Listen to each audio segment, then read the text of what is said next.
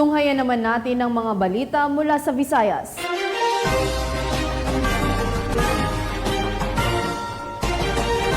Nasabat ang mahigit 3 milyong pisong halaga ng shabu mula sa isang high-value individual matapos ang ikinasang bypass operation ng mga otoridad sa Barangay Lahog, Cebu City.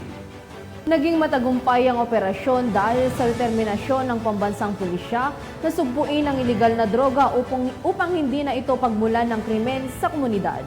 Patrolwoman Nikia Cañedo sa balita.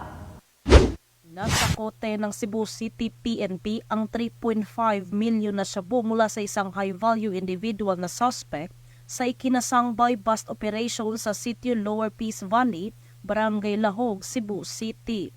Kinilala ni Police Major Romeo Durano Caacoy Jr., Station Commander ng Police Station 4 Cebu City Police Office, ang suspect na si alias Dodot, high-value individual, 27 anyos at residente ng nabanggit na lugar. Bandang alas 11:25 ng gabi, nang ikinasa ng Station Drug Enforcement Unit ng Police Station 4 ang buy-bust operation na nagresulta sa pagka-aresto ng suspect at pagkakumpiska ng 4 plastic sachet at 5 plastic packs ng hinihinalang shabu na may timbang na 520 gramo at standard drug price 3,536,000 pesos, blue sling bag at buy-bust money.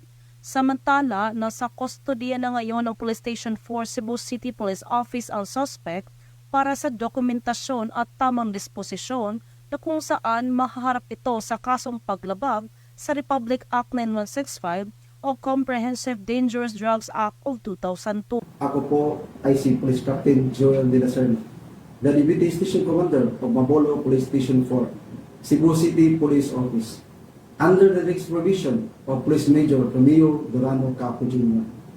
Conducted an anti-illegal drug buy-bust operation on May 16, 2024, which led to the arrest of A.K.A. Dudut at Sitio Lower Peace Valley, Barangay Lahog, Cebu City, and seized under his possession a white crystalline substance suspected to be illegal drugs or shabu with a total estimated weight of 520 grams with a estimated value of 3,512,000 pesos.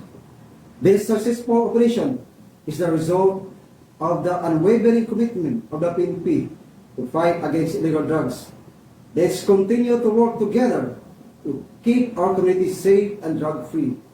Ang inyong kapulisan ay handang umaksyon sa inyong mga sumbong. Magandang hapon po.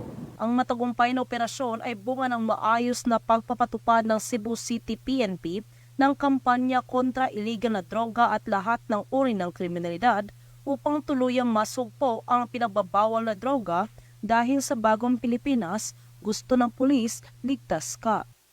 Mula dito sa Cebu City, ako yung Police News Network Correspondent, Patrolwoman Nikia Cañedo, alagad ng batas, tagataguyod ng balitang pulis. Maraming salamat, Patrolwoman Cañedo.